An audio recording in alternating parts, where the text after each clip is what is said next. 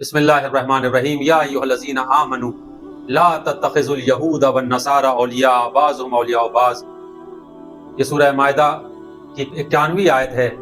کہ جس میں خدا کہہ رہا ہے صاحبان ایمان سے کہ اے صاحبان ایمان، یہودیوں اور نصارہ کو اپنا دوست نہ بناؤ۔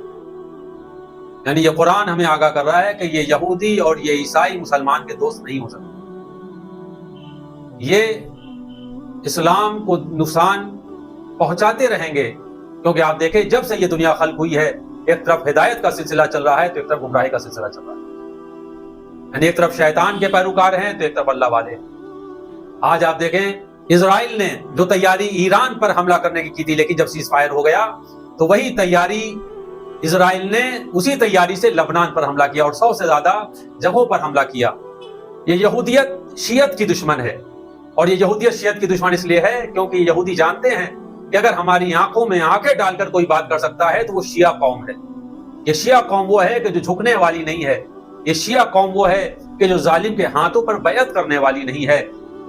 کیوں؟ کیونکہ یہ قوم وہ ہے کہ جس کے پیش نظر کربلا ہے، اور جس قوم کے پیش نظر کربلا ہوتی ہے وہ قوم جھکا نہیں کرتی، کیونکہ کربلا میں ہم نے یہ دیکھا کہ ایک طرف لاکھوں کی فوج تھی اور ایک طرف 72 تھے، اور اس لیے شاعر بھی کہتا ہے کہ تمہیں یہ ہے غلط فہمی کہ ڈر جائیں گے ہم تم سے، ہمارے یہاں تو لاکھوں سے 72 جیت جاتے ہیں۔ تو یہ شیعت وہ قوم ہے کہ جو ڈرنے والی نہیں ہے، اور اس لیے آپ دیکھیں کہ امریکہ کے پسینے چھڑا دیے ایران نے، امریکہ کو گھٹنے پر لا کر رکھ دیا، اور امریکہ کو سیز فائر کرنے کے لیے 10 شرطیں ایران کی ماننی پڑی۔ اور جب امریکہ نے ایران کی 10 شرطیں مانی تو ہمارے سامنے 2 منظر آئے۔ ایک منظر وہ کہ ہمیں مولا علی یاد آئے، وہ مولا علی اس لیے یاد آئے کہ جیسے مولا علی نے 40ویں دن خیبر فتح کیا تھا، اسی طریقے سے 40ویں دن ایران نے اس جنگ کو فتح کیا ہے،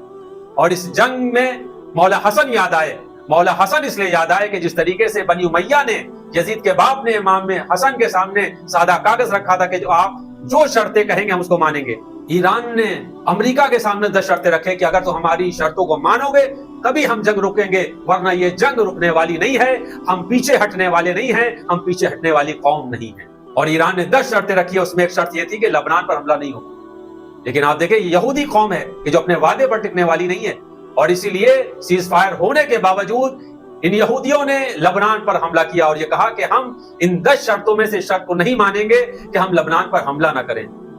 تو یہ یہودی وہ قوم ہے کہ جس نے جناب موسیٰ کا احترام نہیں کیا، موسیٰ کا نام لے کر باتیں کرتے تھے، اے موسیٰ ہم یہ نہیں کریں گے، ہم وہ نہیں کریں گے، اور یہی وجہ ہے کہ یہ قوم آج تک بھٹک رہی ہے۔ یہ قوم وہ ہے جو نہ جینے دے رہی ہے اور نہ خود سکون سے جی رہی ہے۔ ابھی کچھ دن کی بات ہے کہ اسرائیل نے قانون بنایا ہے، وہ قانون یہ ہے کہ فلسطینیوں کو جو ان کے پاس قیدی ہیں انہیں پھانسی دے دی جائے۔ تو یہ ہے اسرائیل کا جرم کہ وہ پوری دنیا پر جہاں چاہتا ہے حملہ کرتا ہے، جہاں چاہتا ہے جس کو ڈراتا ہے۔ یہ وہی فکر ہے جو نمرود اور فرعون اور شداد کی فکر تھی کہ جو ان ظالموں کی، نمرود فرعون شداد کی بات نہیں مانتا تھا، یہ اسے قتل کر دیتے تھے، اور وہی طریقہ آج اسرائیل اور امریکہ نے اپنا رکھا ہے۔